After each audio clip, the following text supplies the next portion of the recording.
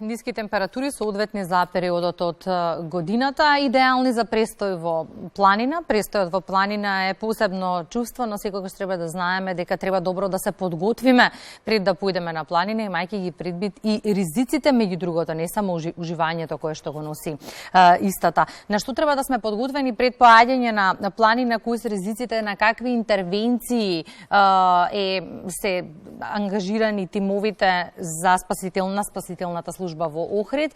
Не разговараме со Антонио Додевски од Планинската спасителна служба на Црвениот крст, кој што го имаме на Skype како последен гостин во утринската програма. Антонио, се надевам дека се гледаме и слушаме. Добро утро. Да, јас ве гледам одлично. Добро утро на вашите гледачи. Споменав во најавата, престојот во планина, меѓу другото, е многу важен за одржување на психофизичкото здравје во ова брзо секојдневие, но со оглед на зимските услови треба да знаеме дека и е посебен предизвик и треба посебно да се подготвиме за истото. Така е. Така е. Треба посебни подготовки, особено за зимскиот период. Сега кога сме кај подготовките, она што сакаме ние да апелираме до граѓаните, каква психофизичка подготовка бара престојот во планина, односно што е неопходно за како подготовка пред планинарење? Па ние секогаш велиме дека треба соодветна подготовка на условите кои владеат на терен, значи тежините кои што треба да бидат совладани, метеоролошките услови кои што владеат на планината, самата надморска висина и слично. Значи, малку е комплексно звучи кога ќе кажеме соодветно на условите кои владеат. Едноставно, доколку луѓето се почетници, најдобро е да започнат во некоја школа за планинарење, каде што имаат стручни лица кои што полека ќе ги воведуваат во тајните на планинарство. Она што е најважно е луѓето да бидат добро едуцирани и соодветно опремени за да можат да уживаат. Нели сите одиме на планина со намера да уживаме. Што значи тоа, Антонио? Зборувам од опрема која што е неопходна до подготовка на телото за планинарење. Што е најнеопходно да знаеме? Опремата мора да е пред се да овозможува комфорт во движењето, во престојот на планина, а потоа мора да обезбеди безбеден престој на планина. Значи опремата е клучна од овие два аспекти.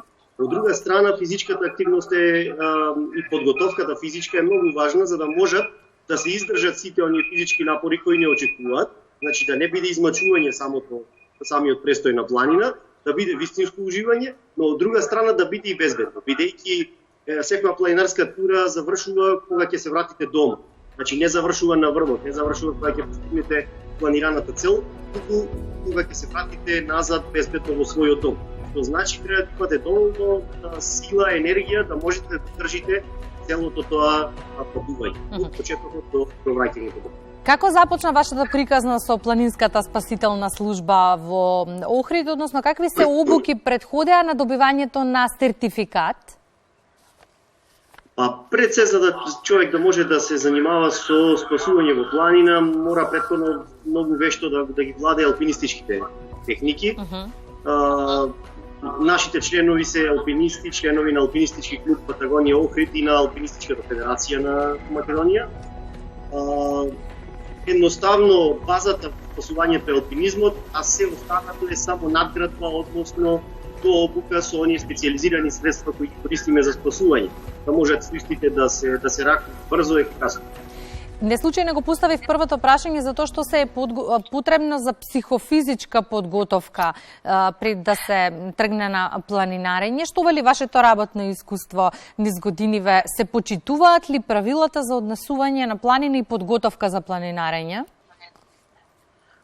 Видите, во принцип, најголем број дел од несреќите кои се случуваат се од субјективна причина, односно зависат од грешки кои ги направиле самите луѓе кои биле погодени од несреќата, што укажува на тоа дека често се поттенуваат законите на планината или едноставно луѓето одат неподготвени за предизвикот со кој што планираат да се соочат.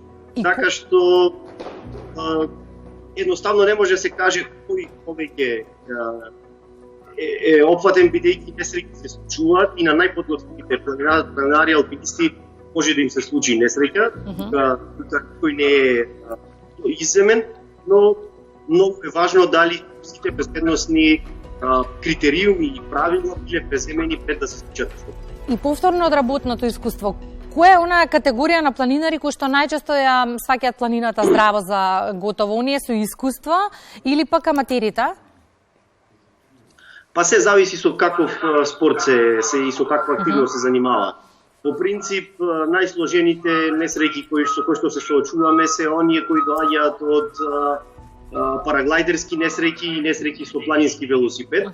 И она што е најново, несреќи со оние популарни АТВ возила со погон на 4 тркала, кои едноставно очигледно луѓето со кои ги управуваат не се доволно едуцирани и нема доволно искуство на ваков тип на возила. И секако оние несреќи кои ги спомнав претходно во параглайдингот и во велосипедизмот, каде што станува збор за со мала грешка може да се предизвикаат сериозни несреќи токму поради брзината и висината на која се одвиваат овие активности.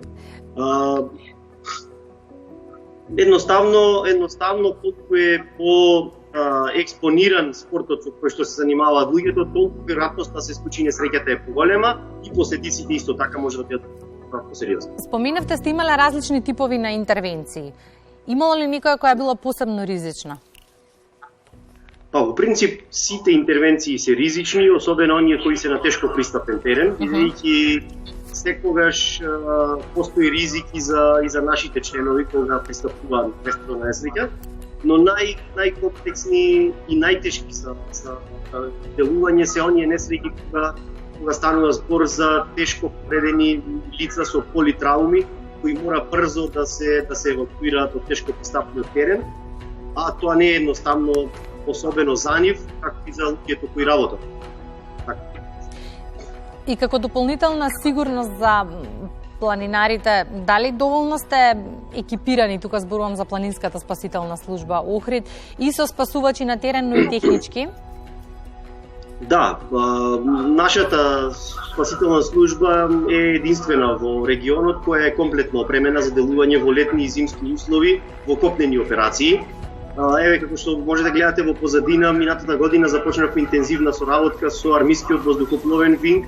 Во моментов имаме поставка за набавка на специализирана опрема за спасување и со воздухоплов, што значи дека се модернизираме и полека ги достигнуваме оние неопходни нивоа и критериуми за да можеме ефикасно да делуваме дури и во тоа и така наречен вид на воздушно спасување. Но можам да кажам ограничени сме на регионот во кој што делуваме. Со намера да го прошириме овој регион, пред година дена формиравме национален сојуз, веќе 7 организации од државата се членови на овој сојуз. Еве во моментот, например, нашите едни од најдобрите членови во сојузот, Сдруженијето за спасување Асклепи од Скопје, интензивно работи ски патролата на Попова шапка, каде што дневно имаат и по неколку сериозни несреќи. Така што едноставно го прошируваме капацитетот, соработуваме со државните органи, очекуваме за брзо да го решаваме проблемот на планинско спасување на територија на цела држава, бидејќи сметаме дека сите граѓани без разлика во кој регион живеат заслужуваат квалитетен третман согласно највисоките европски стандарди. Разговорот денешен го поттикна и вчерашната информација дека да речеме околу 30 планинари на Шапка беа загубени, тројца од нив повредени, среќа не многу сериозна. Токму затоа треба да бидеме внимателни. Ова е период од годината кога не е наменет само за планинарење, туку и за зимски спортови. Голем дел од времето го планираме на отворено со своите деца, па и тука треба да бидеме внимателни и во однос на временските услови и во однос на времето, во однос на должината на времето кој ќе го поминеме со децата надвор. Така. Да, треба, особено во зима, луѓето треба да имаат во предвид дека една од поголемите опасности која секогаш се занемарува или се подзаборава е краткиот ден со дневна светлина. Бидејќи најголемите опасности на планина во зимски услови представуваат ниските температури, знаеме со заоѓање на сонцето се отежнува и видливоста, меѓутоа на брзина опаѓаат и во температурите така што едноставно од една многу релаксирана ситуација, едно уживање во убав сончев ден, сето може да премине во еден кошмар, особено за оние кои со деца излегуваат на терен каде што не ги предвидуваат сите овие опасности и може да западнат во несакани ситуации. Затоа ние апелираме редовно да се почитуваат основните правила, да се движат луѓето согласно нивните можности и нормално да бидат соодветно опремени и едуцирани за предизвиците кои планира да се случат. Антонио, благодарам за вклучувањето во Македонија на утро и советите за нашите гледачи кои што овие денови планираат да ги поминат на планина. Благодарам. Благодарам и на поканата и ве поздравувам. Поздрав и секој добро, тоа беше Антонио Додевски од Планинската спасителна служба Охрид со многу практични совети за она што треба да го знаете доколку одите на планина, а многу мина тоа го прават токму во овој период од годината.